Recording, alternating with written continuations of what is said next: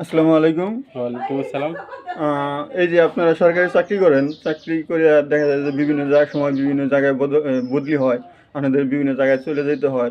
তারপর হচ্ছে এই আ চাকরি শেষ হলে ছুটি পাইলে দেশের বাড়ি আসেন। দেশের বাড়ি আসার পরে পরিবারের সাথে সময় কাটান।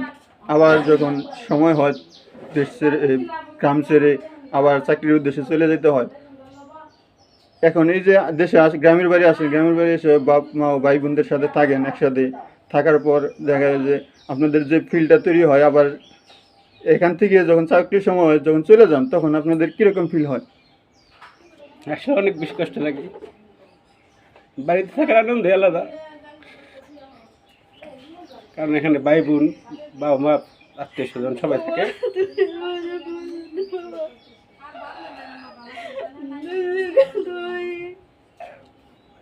দূরে থাকাটা অনেক কষ্টের।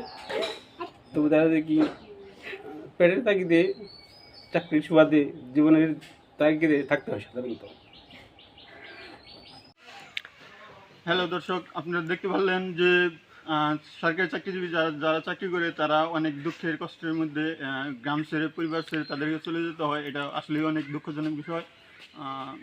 তাদের মন চায় যে সবসময় বাসায় থাকতে, কিন্তু তারা পারে না। পেটের তাগিদে তারা বলছেন যে চাকরির উদ্দেশ্যে বিভিন্ন সময় বিভিন্ন জায়গায় চলে যেতে